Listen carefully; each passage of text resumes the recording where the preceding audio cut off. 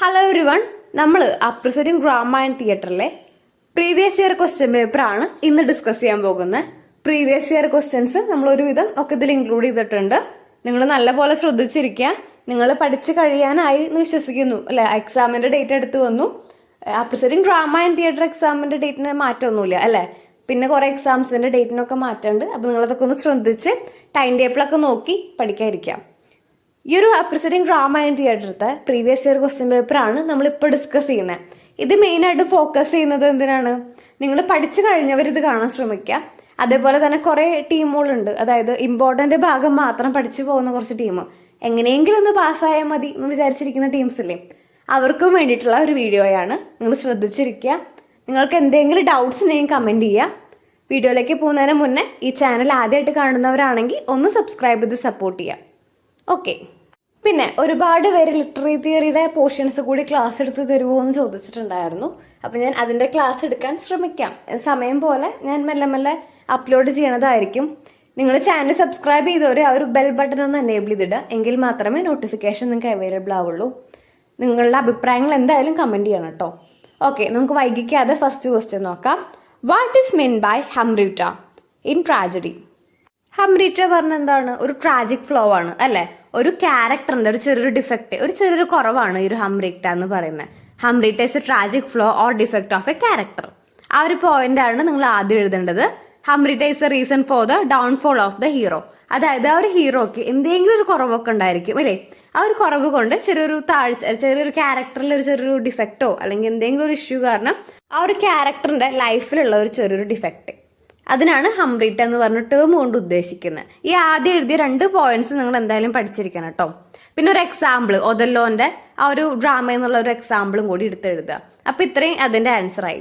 ഇനി രണ്ടാമത്തെ ക്വസ്റ്റ്യൻ നോക്കാം. Why does the hippie boy trust the man and the woman? ഈ ഒരു ക്വസ്റ്റ്യൻ വന്നിരിക്കുന്നത് ഏത് പോർഷൻ എന്നാണ്?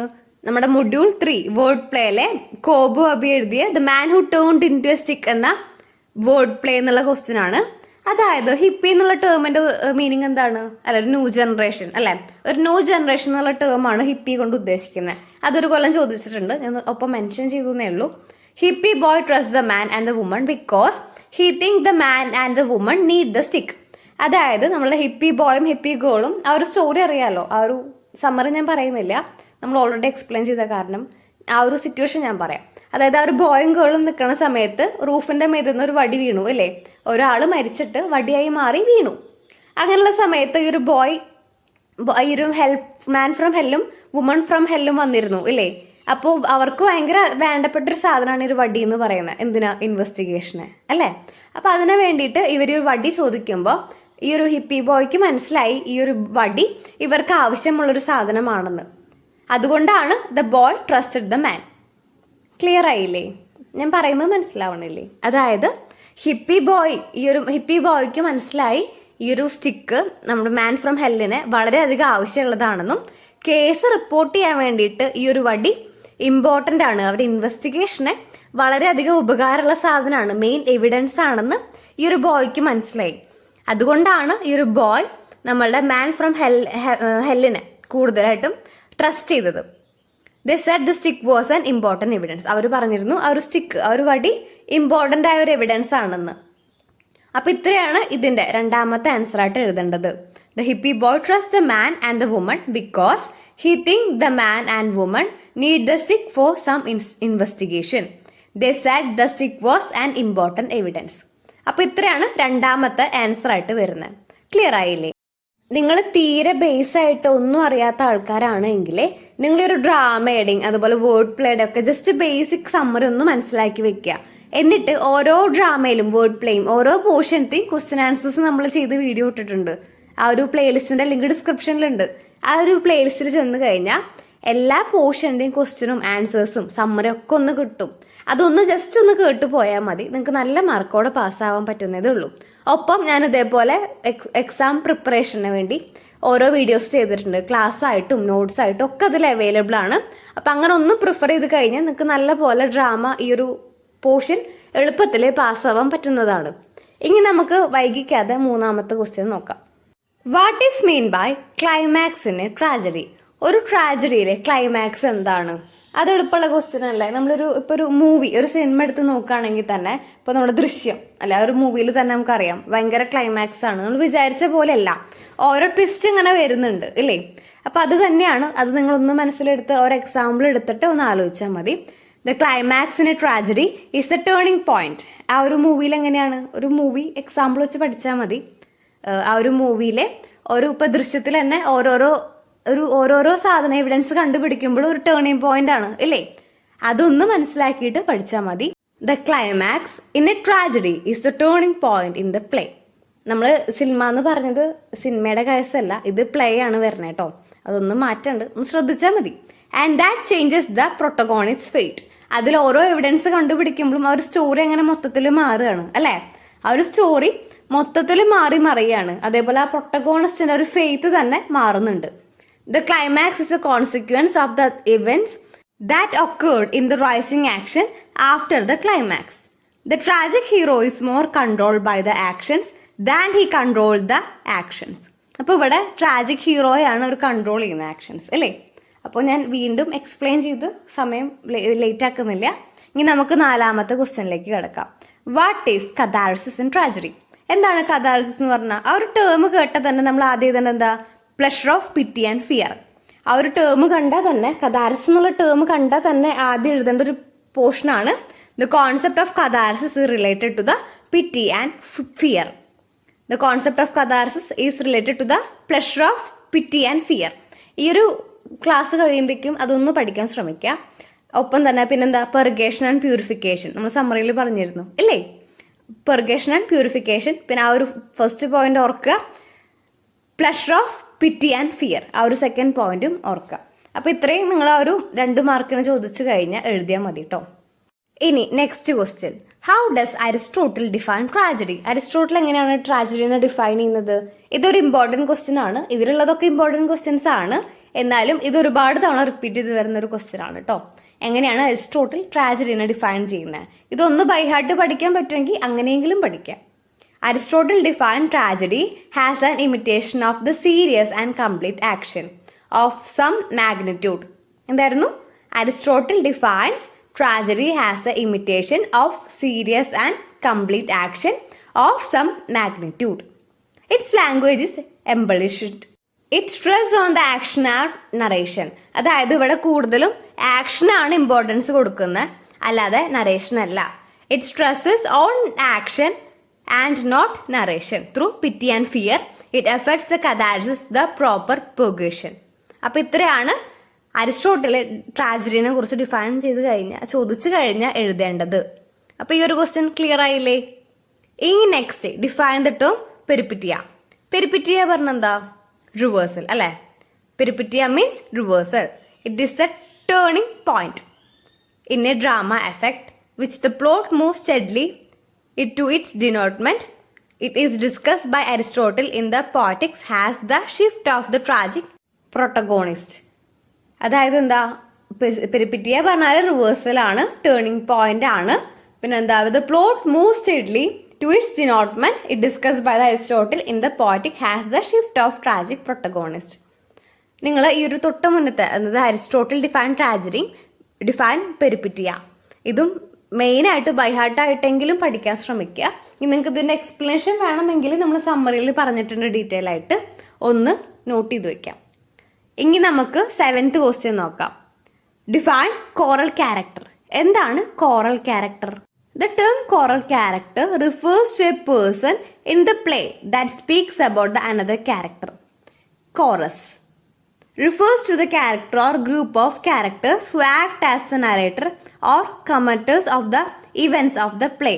ഈ ഒരു കോറസ് എന്ന് പറഞ്ഞാൽ എന്താ, നമ്മൾ ഈ ഒരു പള്ളിയിലൊക്കെ ഉള്ളവർക്ക് അറിയാം. അതായത് കോറസ് ഒരു ഗ്രൂപ്പായിട്ട് ഒരു കൊയറൊക്കെ ഉണ്ടായിരിക്കും അല്ലേ. അതിന് ഒരു കോറസ് ഒരു ഗ്രൂപ്പ് ഓഫ് സോങ് എന്ന് പറയും അല്ലേ.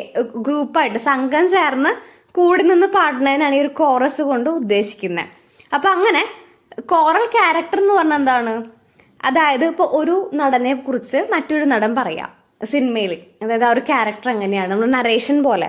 The term choral refers to a person in the play. ഒരു നാടകത്തിലെ ആ ഒരു സ്പീക്കർ, ആ ഒരു സംസാരിക്കുന്ന ആള് വേറൊരു ക്യാരക്ടറിനെ കുറിച്ച് പറയാം. അതിന് എക്സാമ്പിൾ നമ്മുടെ കട്ടപ്പനയിലെ ഹൃതിക് റോഷൻ ആ ഒരു സിനിമയിലുണ്ട്. അതായത് ആ ഒരു ക്യാരക്ടറിൽ നറേഷൻ വരുന്നുണ്ട് ഇല്ലേ, ആ ഒരു ലെറ്റർ വായിക്കുന്ന സമയത്തൊക്കെ, അല്ലെങ്കിൽ ആ ഒരു സിനിമയുടെ സ്റ്റാർട്ടിങ്ങിൽ അതിൻ്റെ ഇടയ്ക്കൊക്കെ വരുന്നുണ്ട്. നമുക്ക് ക്ലിയർ ആയില്ലേ? The term choral character refers to a person that speakers about the other character. പിന്നെ നിങ്ങൾ എഴുതേണ്ടത് എന്താണ്? കോറസ് എന്താണ്? കോറസ് എന്ന് പറഞ്ഞാൽ എന്താണ്? ഗ്രൂപ്പായിട്ട് നിന്ന് പാടുക അല്ലേ. Chorus refers to a character or a group of character who acting. നമ്മൾ കോറസ് പാടുക എന്ന് പറയുമ്പോൾ ഗ്രൂപ്പായിട്ട് പാടുക അല്ലേ. പക്ഷെ ഇവിടെ എന്താണ് വരുന്നത്? കോറസ് പ്ലേയിലല്ലേ കോറസ് വരുന്നത്, അപ്പോൾ ഒരുമിച്ച് അഭിനയിക്കുക, ഗ്രൂപ്പായിട്ട് അഭിനയിക്കുക. Chorus refers to a character or a group of character who act as a narration or commentators on the events of play. എന്നിട്ട് എക്സാമ്പിൾ ആയിട്ട് ഇഡിപ്പസ് റെക്സിന്റെ ഒരു ഇതും കൂടി പറയാം. In Oedipus Rex by Sophocles the chorus reflect the attitude and fear of the citizens of the ടിബൻസ്.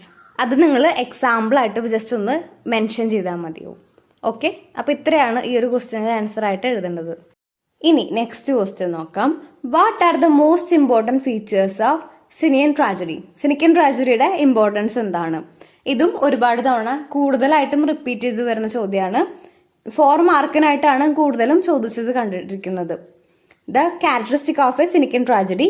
First one, a division into the 5 acts of with chorus, a considerable relating of horrors and violation, usually through not always, act of the stage and elaborately recognized.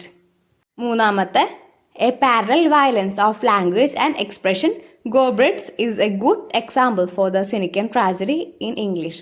അപ്പോൾ നിങ്ങൾ ആദ്യം ഈ 2 points എഴുതിയിട്ട് ഒരു എക്സാമ്പിളും കൂടി not ചെയ്ത് വെക്കുക കേട്ടോ. ഇനി 10ാമത്തെ ക്വസ്റ്റ്യൻ നോക്കാം. Why did Iago hate Othello? ഈ ഒരു ക്വസ്റ്റ്യൻ വന്നിരിക്കുന്നത് എവിടെ നിന്നാണ്? നമ്മളുടെ ഒഥല്ലോ എന്ന് പറയുന്ന പ്ലേത്തെ ക്വസ്റ്റ്യൻ ആണ് അല്ലേ. അത് പഠിച്ചിരിക്കുക കേട്ടോ, ഇമ്പോർട്ടൻ്റ് ആണ്. Module 2 classic drama Othello by William Shakespeare. Module 2 വരുന്നതാണ്. ആ ഒരു മൊഡ്യൂളിൽ ആ ഒരൊറ്റ പ്ലേ മാത്രമേ ഉള്ളൂ, ഡ്രാമ മാത്രമേ ഉള്ളൂ. അപ്പോൾ ഒന്ന് പഠിച്ചിരിക്കുക. അതിൽ നിന്ന് എന്തായാലും ഒരു ചോദ്യം ഉറപ്പാണ്. നിങ്ങൾ ഈ ഒരു ഒഥല്ലോ എന്നുള്ള ക്വസ്റ്റ്യൻസ് മാത്രമായിട്ട് പഠിച്ചാൽ തന്നെ നിങ്ങൾക്കൊരു 5 മാർക്ക് ഇതിൽ നിന്ന് കിട്ടും, ഉറപ്പാണ്. ആ ഒരു ക്വസ്റ്റ്യൻ ആൻസേഴ്സ് നമ്മൾ പ്ലേലിസ്റ്റിൽ അപ്ലോഡ് ചെയ്തിട്ടുണ്ട്, ഒന്ന് വിസിറ്റ് ചെയ്യാൻ ശ്രമിക്കുക കേട്ടോ. ഇയാഗോയ്ക്ക് എന്തുകൊണ്ടാണ് ഒഥല്ലോട് ഇത്ര ദേഷ്യം വരാൻ കാരണം? Iago hit Othello because he was hoping that he would be promoted to the post of lieutenant. Lieutenant എന്നാണ് വായിക്കാട്ടോ. സ്പെല്ലിങ് നോക്കിക്കോ, പ്രൊനൗൺസിയേഷനിൽ വ്യത്യാസമുണ്ട്. He would be promoted to the post of lieutenant. അവൻ ലെഫ്റ്റനൻ്റ് ആവുമെന്ന് വിചാരിച്ചിട്ട് ആ ഒരു പോസ്റ്റിന് വേണ്ടി കാത്തിരുന്നു. അവൻ അതിനുള്ള കഴിവും കാര്യങ്ങളൊക്കെ ഉണ്ടായിരുന്നു. പക്ഷേ he found that Othello promoted Cassio. Othello കാസിയോനെയാണ് പ്രൊമോഷൻ കൊടുത്തത് ആ ഒരു പോസ്റ്റിലേക്ക്. By passing him, so he has hated Othello. അപ്പോൾ അവനെ ജയിപ്പിച്ച ലൈക്ക് ആ ഒരു ടെസ്റ്റിൽ ആ ഒരു ലെഫ്റ്റനൻറ്റിൻ്റെ ആ ഒരു പോസ്റ്റ് കൊടുത്തത് കാസിയോക്കാണ്. ആരെ കൊടുത്തത്? ഒഥല്ലോ ഇല്ലേ. അതുകൊണ്ടാണ് ഇയാഗോക്കെതിരെ ഒഥല്ലോ തിരിഞ്ഞത്. അപ്പോൾ ഇതാണ് അതിൻ്റെ ആൻസർ ആയിട്ട് വരുന്നത്. അപ്പോൾ ഈ ഒരു ക്വസ്റ്റ്യൻ്റെ പകരം ആ ഒരു ഒഥല്ലോ എന്നുള്ള ഏത് ക്വസ്റ്റ്യൻ വേണമെങ്കിലും റീപ്ലേസ് ആയിട്ട് വരാട്ടോ. നിങ്ങൾ ഏതൊക്കെ പോർഷൻ സ്കിപ്പ് ചെയ്താലും മൊഡ്യൂൾ 1ഉം മൊഡ്യൂൾ 2ഉം അതുപോലെ മൊഡ്യൂൾ 4ഉം സ്കിപ്പ് ചെയ്യരുത്, ഇമ്പോർട്ടൻ്റ് ആണ്. പിന്നെ വേറൊക്കെ ഏത് വേണമെങ്കിലും സ്കിപ്പ് ചെയ്തോന്നല്ല, പക്ഷെ അത് മെയിനായിട്ട് നിങ്ങൾ പഠിച്ചിരിക്കണം. പിന്നെ അതുപോലെ the man who turned into A stick ഇല്ലേ, അതൊക്കെ പെട്ടെന്ന് മനസ്സിലാക്കാൻ പറ്റുന്ന ഒരു ഇതാണ്, പ്ലേ ആണ്. ഓക്കെ, അപ്പോൾ നിങ്ങൾ സ്കിപ്പ് ചെയ്യാതിരിക്കാൻ വേണ്ടി ഞാൻ ഓർമ്മിപ്പിച്ചു എന്നേ ഉള്ളൂ. ഇനി 11ാമത്തെ next question. Why was Hippy boy startle when he saw the stick falling? എന്തുകൊണ്ടാണ് നമ്മുടെ ഹിപ്പി ബോയ് പേടിച്ചത്, ഷോക്കായി ഇല്ലേ? കാരണം എന്താണ്? അവർ ആ ഒരു റൂഫിന്റെ താഴെ നിൽക്കുമ്പോൾ റൂഫിന്റെ മുകളിൽ നിന്ന് ഒരു വടി താഴത്തേക്ക് വീണു ഇല്ലേ. ജസ്റ്റ് 2 feet ഡിസ്റ്റൻസ് അല്ലേ, 2 ഇഞ്ച് അകലെയാണ് ഈ ഒരു വടി വീണത്. വടി എന്ന് പറഞ്ഞാൽ നല്ല വലിയൊരു വടിയാണ്.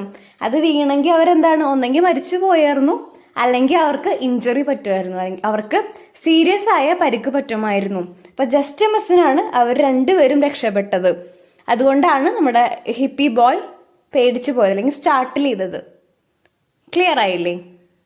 The hippie boy startled when he saw the stick falling because it fell just 2 feet away from where he and his friend were sitting. It was just 4 feet long stick. If it had fallen on them, they would get badly injured or even killed.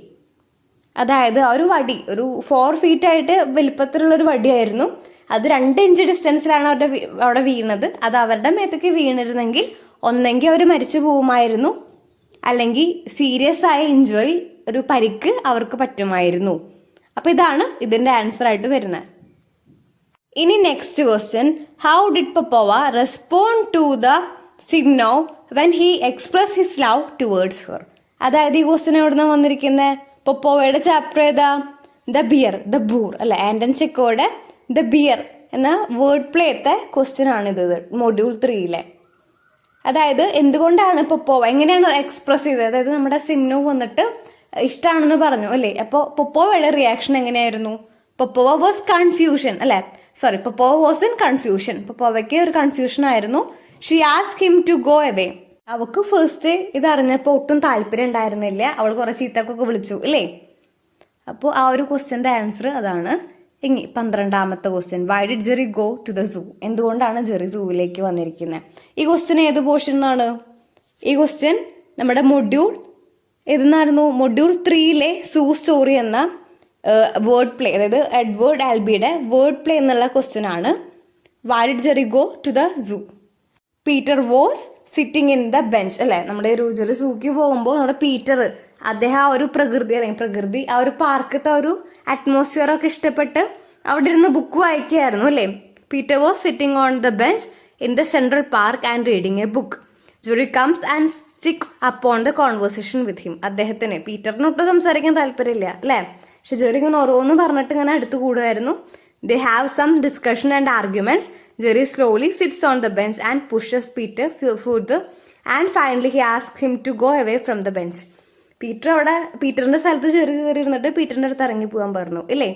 ആ ഒരു ഇത് summary ഞാൻ already പറഞ്ഞിരുന്നു, ഒന്ന് not ചെയ്ത് എഴുതുക, ഇത് important ആണ് കേട്ടോ. അങ്ങനെ അവിടെ വെച്ച് ഇവർ തമ്മിൽ അടികൂടി ഒരാൾ മരിക്കുകയാണ് ഉണ്ടായത് അല്ലേ. അപ്പോൾ ഇതൊന്ന് ക്വസ്റ്റ്യൻ വരാൻ ചാൻസ് ഉണ്ട്.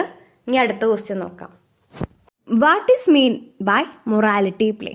എന്താണ് മൊറാലിറ്റി പ്ലേ? അതായത് ഒരു ഡ്രാമയിൽ, ഞാൻ ആൻസർ പറയണം കേട്ടോ, അതായത് ഒരു പ്ലേയിൽ ഒരു മോറൽ ഇഷ്യൂ അല്ലെങ്കിൽ ഒരു മോറൽ ക്വാളിറ്റി അല്ലെ, ഒരു ലവ് ആയിരിക്കാം, അല്ലെങ്കിൽ ഹെൽപ്പിംഗ് മെൻറ്റാലിറ്റി ആവാം, സിംപ്ലിസിറ്റി ആയിരിക്കാം, അങ്ങനെ ഒരു മോറൽ മെസ്സേജ് ഓഡിയൻസിന് നൽകുന്ന ഒരു പ്ലേ ആണ് മൊറാലിറ്റി പ്ലേ അല്ലേ.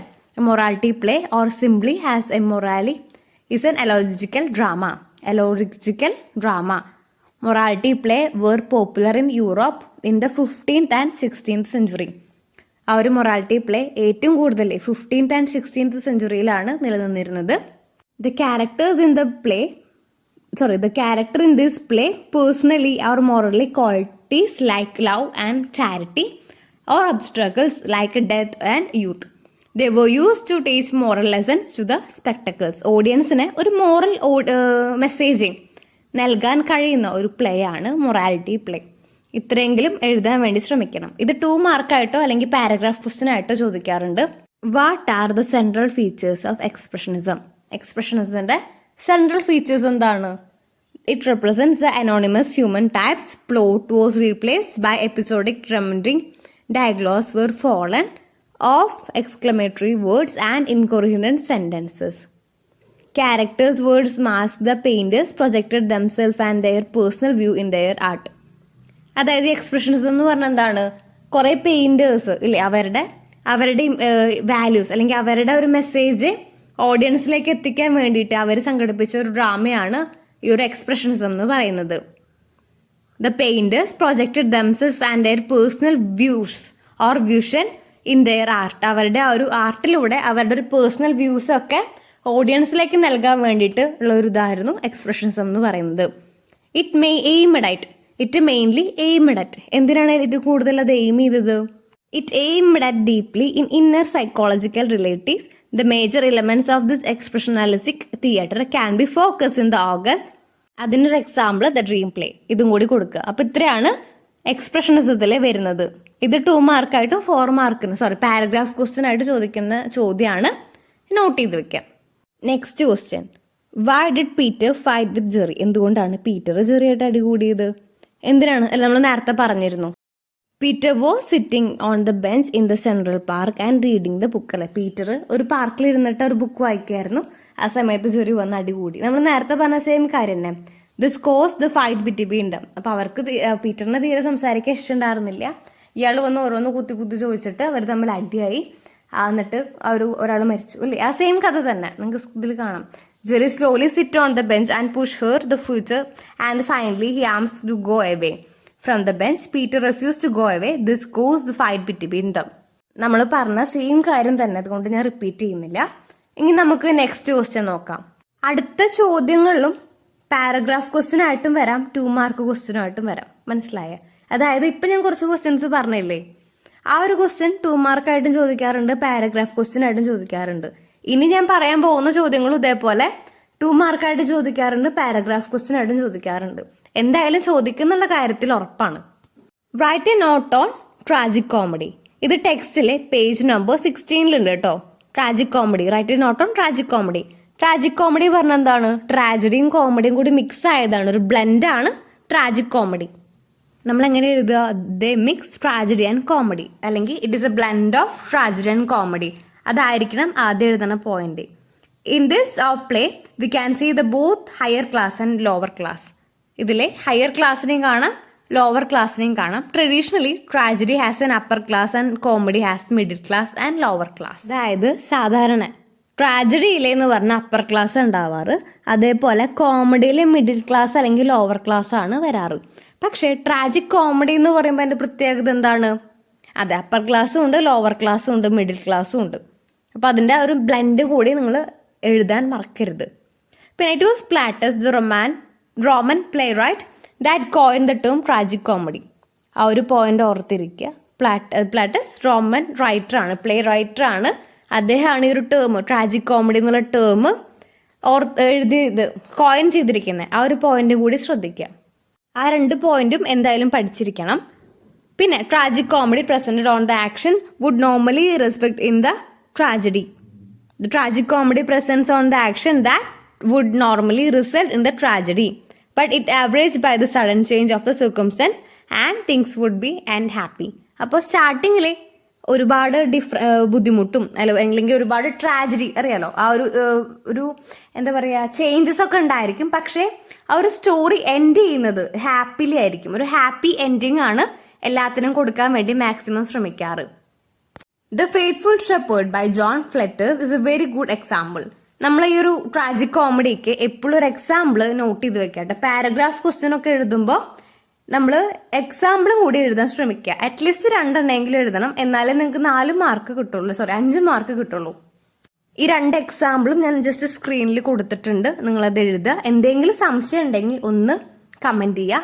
Tragic comedies are popular in the Elizabethan and Jacobean periods. Tragic comedy present in the action that would normally result in tragedy, but it was averted by the sudden change of circumstance and thing would be end in happily. നമ്മൾ പറഞ്ഞ same കാര്യം തന്നെയാണ് ഇതിൽ എഴുതിയിട്ടുള്ളതും. നിങ്ങൾ ഒന്ന് point out ചെയ്ത് പഠിക്കുക. നിങ്ങൾ ഈ പാരഗ്രാഫ് ക്വസ്റ്റ്യൻ ഒക്കെ ആൻസർ എഴുതുമ്പോൾ പോയിന്റ് ആയിട്ട് എഴുതുകയാണെങ്കിൽ ഒന്നുകൂടി നല്ലതാണ്. ആദ്യം ഒരു പോയിന്റ് എഴുതുക, ഒന്ന് എക്സ്പ്ലെയിൻ ചെയ്യുക, പിന്നെ അടുത്ത പോയിന്റ് എഴുതുക, ഒന്ന് എക്സ്പ്ലെയിൻ ചെയ്യുക, എന്നിട്ട് പെൻസിൽ കൊണ്ട് ഒരു പോയിന്റ് ഒന്ന് ഇങ്ങനെ അണ്ടർലൈൻ ചെയ്യുക. എങ്കിൽ നിങ്ങൾക്ക് ഒന്നുകൂടി മാർക്ക് കിട്ടും, ഒരു ഇൻവിജിലേറ്ററിന്റെ ഇംപ്രഷൻ കിട്ടും. നിങ്ങൾ എത്ര ആൻസർ അറിയാവുന്ന ആൾക്കാരായാലും ജസ്റ്റ് ഇങ്ങനെ വാരി വലിച്ച് എഴുതി കഴിഞ്ഞാൽ ഇൻവിജിലേറ്റർ പേപ്പർ നോക്കുമ്പോൾ മാർക്ക് തരില്ല. കാരണം നിങ്ങൾ എന്തൊക്കെയോ എഴുതിയിട്ടുണ്ടാവും, ഓക്കെ പെട്ടെന്ന് ടിക്കിടും. അതിങ്ങനെ ഇരുന്ന് വായിക്കാൻ അത്രയും മെനക്കെടാനുള്ള ചാൻസ് കുറവാണ്. കാരണം കുറേ പേപ്പേഴ്സ് കറക്റ്റ് ചെയ്ത് പോണതല്ലേ. അപ്പം നിങ്ങൾക്ക് ആ ഒരു നിങ്ങൾ എഴുതിയ പോയിന്റ് റെഡി ആണെന്ന് പെട്ടെന്നൊന്ന് നോട്ടീസ് ചെയ്യാൻ വേണ്ടിയിട്ട് പെൻസിൽ കൊണ്ട് ഇമ്പോർട്ടൻറ്റ് പോയിന്റ്സിൻ്റെ അടിയിൽ എപ്പോഴും വരയ്ക്കാൻ ശ്രമിക്കണം. ഞാൻ മിക്ക ക്വസ്റ്റ്യൻ ആൻസേഴ്സ് എക്സ്പ്ലെയിൻ ചെയ്യുമ്പോഴും പറയാറുണ്ട്, ഈ ഒരു ഹെഡിങ്ങിൻ്റെ അടിയിൽ എന്തായാലും ഒന്ന് മാർക്ക് ചെയ്യണം. അതുപോലെ ഇമ്പോർട്ടൻ്റ് ആയ പോയിന്റിൻ്റെ പേര്, ഹെഡിങ്ങിൻ്റെ പേര്, ഇതൊക്കെ എഴുതുമ്പോൾ അടിയിൽ പെൻസിൽ കൊണ്ട് വരച്ച് എഴുതാൻ ശ്രമിക്കണം കേട്ടോ. ഇപ്പോൾ നിങ്ങൾക്ക് ഡൗട്ട് ഉണ്ട് എങ്കിലും നിങ്ങൾ എഴുതണ്ട കേട്ടോ, അല്ലെങ്കിൽ അടിയിൽ വരയ്ക്കണ്ട. ഇപ്പോൾ ഒരു പോയം അതിൻ്റെ പോയിന്റ് അത് തന്നെയാണോ എന്നൊരു സംശയം, അങ്ങനെയാണെങ്കിൽ നിങ്ങൾ അടിയിൽ വരയ്ക്കണ്ട. മണ്ടത്തരം എഴുതിയിട്ട് അടിയിൽ വരച്ചു വെക്കരുത്, അപ്പോൾ ഉള്ള മാർക്കും കൂടി പോവും. അപ്പോൾ എന്ത് ചെയ്യണം, നിങ്ങൾക്ക് ഉറപ്പുള്ള കാര്യമാണ്, ഡേറ്റോ അല്ലെങ്കിൽ ഏതെങ്കിലും കാര്യങ്ങൾ ഇയറൊക്കെ ഓർമ്മ ഉണ്ട് ഉറപ്പാണെങ്കിൽ മാത്രം അടിയിൽ വരയ്ക്കുക. അപ്പോൾ ഇത്രയും കാര്യമാണ് ഇതിൽ പറയാനുള്ളത്. ഇനി നമുക്ക് അടുത്ത ക്വസ്റ്റ്യൻ നോക്കാം. What is mean by epic theatre? Epic theatre എന്താ? It was a theatrical movement. It began in the early 20th century and continued upon the middle age of the century. അപ്പോൾ എപ്പിക് തിയേറ്റർ ഏറ്റവും കൂടുതൽ വന്നിരിക്കുന്ന year ഏതാ? 20th സെഞ്ചുറിയിലായിരുന്നു. അത് continue ചെയ്ത് middle of the century വരെ അത് കണ്ടിന്യൂ ചെയ്തിരുന്നു. It was response to the political climate of that time. എന്നിട്ട് നിങ്ങൾ എക്സാമ്പിളായിട്ട് of the main aimed at the playing of the reasoning faculty of the viewers and not their feelings. ഇത് important ആയിട്ട് ഫീലിങ്സിനല്ല importance നൽകിയിരുന്നത്, നേരെ മറിച്ച് ആ ഒരു ഫാക്കൽറ്റി, ആ ഒരു വ്യൂവറിൻ്റെ ഫീലിങ്ങിനാണ് കൂടുതലായിട്ടും ഇമ്പോർട്ടൻസ് നൽകിയത്. ഇനി ഇത്രയും പോയിന്റ് നിങ്ങൾക്ക് തികയുന്നില്ലെങ്കിൽ ടെക്സ്റ്റിലെ പേജ് നമ്പർ 38 ഉണ്ട് കേട്ടോ. It must not put for the reasoning faculty of the viewers to sheep. Life of Galileo അതിനുള്ള എക്സാമ്പിളാണ്. അതും കൂടി ഒന്ന് എഴുതി വെച്ചാൽ നിങ്ങൾക്ക് മാർക്ക് ഒന്നുകൂടി എളുപ്പത്തിൽ കിട്ടാൻ ചാൻസ് ഉണ്ട്. പിന്നെ ഒരു കാര്യം പറയാൻ വിട്ടുപോയി, നമ്മുടെ ഒരു ഒതലോ, ആ ഒരു പ്ലേത്തെ ഒതലോനെ പറ്റിയിട്ട് എഴുതാൻ വരാറുണ്ട്. ഒതലോന്റെ ക്യാരക്ടർ സ്കെച്ച് നമ്മൾ സമ്മറി പറയുമ്പോൾ അതിൽ ഡീറ്റെയിൽ ആയിട്ട് എക്സ്പ്ലെയിൻ ചെയ്തിട്ടുണ്ട്. അതേപോലെ ക്വസ്റ്റ്യൻ ആൻസേഴ്സ് പറയുമ്പോഴും എക്സ്പ്ലെയിൻ ചെയ്തിട്ടുണ്ട്. പിന്നെ ഞാൻ ജസ്റ്റ് ഒന്ന് ഇതിൽ കൊടുത്തു എന്നേ ഉള്ളൂ. ഒരു 2 പോയിന്റ് അല്ല 4 പോയിന്റെങ്കിലും പഠിച്ചിരിക്കുക. പാരഗ്രാഫ് ക്വസ്റ്റ്യൻ ആയിട്ട് വരുമ്പോൾ പകുതി മാർക്കെങ്കിലും കിട്ടാൻ 4 പോയിന്റ്സ് എങ്കിലും എന്തായാലും പഠിച്ചു പോകാൻ ശ്രമിക്കണം കേട്ടോ. Othello was a Moor from Africa. പിന്നെ അദ്ദേഹം മാരേജ് ചെയ്തിരിക്കുന്ന ഡെസ്റ്റിമോണേനാണ്. പിന്നെ അതേപോലെ നിങ്ങൾ പഠിക്കേണ്ടതാണ് ഡെസ്റ്റിമോണയുടെ ക്യാരക്ടർ. നിങ്ങളിതിലെ ഡെസ്റ്റിമോണിന്റെ ക്യാരക്ടർ, ഒതല്ലോന്റെ ക്യാരക്ടർ, ഇയാഗോനെ പറ്റിയിട്ടും കാസിയോനെ പറ്റിയിട്ടും പഠിച്ചിരിക്കണം, ഇമ്പോർട്ടൻ്റ് ആണ്. Desdemona is one of the most beautiful character in the Shakespeare created. അദ്ദേഹം ഷേക്സ്പിയർ ക്രിയേറ്റ് ചെയ്തതിൽ ഏറ്റവും ബ്യൂട്ടിഫുൾ ആയ ക്യാരക്ടറാണ് ഡെസ്റ്റിമോണ. ഒതല്ലോന്റെ ഭാര്യയാണ്. അവൾ ഭയങ്കര ബ്യൂട്ടിഫുൾ ആണ്, യങ് ആണ്, ഇന്റലിജന്റ് ഗേൾ ആണ്. She fell sympathy towards the Cassio. ആ ഒരു കാസിയോടെ ജോബ് പോയ സമയത്ത് നമ്മുടെ ഒതല്ലോന്റെ അടുത്ത് ഡെസ്റ്റിമോണയാണ് പറഞ്ഞത് അല്ലെ, ജോബിനെ കുറിച്ചിട്ടൊക്കെ. അങ്ങനെ ഒതല്ലോ തെറ്റിദ്ധരിച്ച് ആ കാര്യങ്ങളൊക്കെ ഡെസ്റ്റിമോണയുടെ കേസിൽ വരാം, ഇൻക്ലൂഡ് ചെയ്യാം. ഒതല്ലോന്റെ ക്യാരക്ടർ വരുമ്പോൾ എഴുതാം. ഈ യാഗോന്റെ കേസൊക്കെ എഴുതുമ്പോൾ ഈ പോയിന്റ്സ് എന്തായാലും എഴുതണം. ഇപ്പൊ ഞാൻ സ്ക്രീനിൽ കൊടുത്ത പോയിന്റ്സ് ഡെസ്റ്റിമോണയുടെ ഇതിൽ മാത്രം എഴുതാൻ പാടുള്ളൂ കേട്ടോ. ഒക്കെ കൂടി മിക്സ് ചെയ്ത് വെക്കരുത്. ഓരോ ക്യാരക്ടറിനെ കുറിച്ച് ചോദിക്കുമ്പോഴും ആ ഒരു ക്യാരക്ടറിന്റെ കാര്യങ്ങൾ, ഇപ്പോൾ ഡെസ്റ്റിമോണെ കുറിച്ച് ചോദിക്കുകയാണെങ്കിൽ she's the one of the most beautiful character എഴുതുക. പിന്നെ ആ ഒരു 2 പോയിന്റ്സ് എഴുതി വെച്ചിട്ട് പിന്നെ നിങ്ങൾക്ക് കുറച്ച് സമ്മറി ഇതിൽ ആഡ് ചെയ്തോ. എന്നിട്ട് ലാസ്റ്റ് ഒക്കെ ആകുമ്പോഴേക്കും ഒരു കൺക്ലൂഷൻ പോലെ കൊടുക്കുക. ഇനി നമ്മൾ എസ്സേ ക്വസ്റ്റ്യൻ ആണ് പറയാൻ പോകുന്നത്. Discuss the title of the play the bear. അപ്പോൾ ഈ ഒരു ബിയർ, അതായത് കരടി അല്ലെ, കരടി എന്നുകൊണ്ട് ഉദ്ദേശിക്കുന്നത് ആരെന്നെയാണ്? നമ്മളുടെ സിംനോവിനെയാണ് അല്ലെ. ആ ഒരു പലിശക്കാരനെയാണ് ഇവിടെ കരടി എന്നുകൊണ്ട് ഉദ്ദേശിക്കുന്നത്. കാരണം എന്താ, അയാൾ ഭയങ്കരമായിട്ട് അലറിയിട്ട് നമ്മുടെ പൊപ്പോവേനെ ചീത്ത പറയാൻ വരികയാണ് അല്ലെ. പൊപ്പോവയുടെ ഹസ്ബൻഡ് കുതിരക്ക് കൊടുക്കാൻ കുറച്ച് ഫുഡ് ഓട്സ് മേടിക്കാൻ വേണ്ടിയിട്ട് കുറച്ച് പൈസ നമ്മളുടെ ഈ സിംനോറിന്റെ കയ്യിൽ നിന്ന് കടം മേടിച്ചിട്ടുണ്ടായിരുന്നു. അങ്ങനെ ഹസ്ബൻഡ് മരിച്ച സമയത്ത് ആ ഒരു പൈസ ചോദിച്ചിട്ട് നമ്മുടെ സിംനോ വന്നു അല്ലേ. എന്നിട്ട് അദ്ദേഹം അലറി പൊപ്പോയുടെ അടുത്ത്. ഈവൻ ഒരു വിധവയാണ്, ഹസ്ബൻഡ് മരിച്ചത് വിഷമത്തിൽ ഇരിക്കുക എന്ന് പോലും നോക്കാതെ വളരെ റൂഡായിട്ട് പെരുമാറി. അപ്പൊ അതുകൊണ്ട് നമ്മുടെ പൊപ്പോവ ഇട്ട പേരാണ് ബിയർ അല്ലെ, കരടി. The man who has no manners അല്ലെ, അവള് വിശേഷിപ്പിച്ചതാണ് ഒരു മാനേഴ്സും ഇല്ലാത്തൊരു മനുഷ്യൻ. അപ്പൊ ഈ കാര്യങ്ങൾ നിങ്ങൾ first he comes as a straight from the place as refers to the Simno by Popova. A bear is a wild animal or symbolically it's a man. അപ്പോൾ മെയിനായിട്ടും ഈ ഒരു മാനിനെയാണ് ഇവിടെ ഈ ഒരു കരടി എന്നുകൊണ്ട് അവൾ ഉദ്ദേശിക്കുന്നത്. ആ കാര്യം നിങ്ങൾ ആദ്യം നോട്ട് ചെയ്യുക. പിന്നെ എഴുതേണ്ട എന്താ, he was has no manner. S ആയിട്ട് വരുമ്പോൾ നിങ്ങൾ ആദ്യം ഇൻട്രൊഡക്ഷൻ എഴുതുക. ഇത് ഏത് പ്ലേ ആണ്? ദ ബിയർ എന്ന് പറഞ്ഞ പ്ലേ ഏതാണ്? ദ ബിയർ അല്ലെങ്കിൽ ദ ബൂർ, ആൻഡൻ ചെക്കോന്റെ വേർഡ് പ്ലേ ആണ്. അതിലുള്ള മെയിൻ ക്യാരക്ടറാണ് നമ്മുടെ പപ്പോവ. അതുപോലെ അവളുടെ സിംനോ അല്ലെ, ഈ ഒരു പലിശക്കാരൻ, അദ്ദേഹത്തെ കുറിച്ച് ചെയ്തൊരു ഇൻട്രൊഡക്ഷനിൽ ഇത്ര എഴുതുക. എന്നിട്ട് എന്താ, അദ്ദേഹത്തിന് ഒരു മാനേഴ്സ് ഇല്ല എന്നാണ് പപ്പോവ പറഞ്ഞത്. ആ ഒരു കാര്യങ്ങൾ അതിൻ്റെ ഇടയ്ക്ക് വെച്ച് സമ്മറി കുറച്ച് എഴുതിക്കോ. അത് കഴിഞ്ഞിട്ട് കൺക്ലൂഷൻ വെച്ച് എഴുതുക. അങ്ങനെ ഈ ഒരു എസ്സേ അവസാനിപ്പിക്കുക. എസ്സേ ക്വസ്റ്റ്യൻ്റെ പോയിന്റ് ഞാൻ അതിൽ ഇൻക്ലൂഡ് ചെയ്യാത്ത കാരണം ഈ ഒരു വീഡിയോന്റെ ലെങ്ത് കൂടുന്നത് കൊണ്ടാണ് കേട്ടോ. എല്ലാതും കൂടെ കഴിഞ്ഞെങ്കിൽ 1 മണിക്കൂർ 1.5 മണിക്കൂറൊക്കെ ഈ ഒരു ഇത് നീളും. അപ്പോൾ നമ്മൾ സമ്മറിയിലും മുന്നേ ക്വസ്റ്റ്യൻ ആൻസേഴ്സിലും നമ്മൾ പറഞ്ഞിട്ടുണ്ട്. ഇനി എക്സ്ട്രാ എസ്സേ ക്വസ്റ്റ്യൻ മാത്രമായിട്ടൊരു സെക്ഷൻ വേണം എങ്കിൽ നിങ്ങൾ ഒന്ന് കമൻറ്റ് ചെയ്യുക. അതിലാണെങ്കിൽ എനിക്ക് കുറച്ചുകൂടി നോട്ട്സ് ഇൻക്ലൂഡ് ചെയ്തിട്ട് ആ ഒരു വീഡിയോ അപ്ലോഡ് ചെയ്യാവുന്നതാണ്. അപ്പോൾ എന്നാൽ നിങ്ങൾക്ക് കുറച്ചുകൂടി ഒരു ഇത് കിട്ടില്ലേ. പിന്നെ നമ്മൾ ഇമ്പോർട്ടൻ്റ് ആയ ക്വസ്റ്റ്യൻ ഏതാ, 20ാമത്തെ, the elements of communication gap between zoo story. Zoo story ആരുടെ? എഡ്വേർഡ് ആൽബിയുടെ വേർഡ് പ്ലേ എന്നുള്ളതാണ് സൂ സ്റ്റോറി. അതിൽ ആ ഒരു പീറ്ററിൻ്റെയും ജെറിയുടെ ഒരു കമ്മ്യൂണിക്കേഷൻ പ്രോബ്ലം. ഇവിടെ നമ്മുടെ പീറ്റർ ഹൈ ക്ലാസ്സിലും അതുപോലെ ജെറി ലോവർ ക്ലാസ്സിലാണ് അല്ലേ. ആ ഒരു ലിഷർ ടൈമിലും അവരുടെ ലൈഫ് സ്റ്റൈലും ഒക്കെ അതിൽ പറയുന്നുണ്ട്.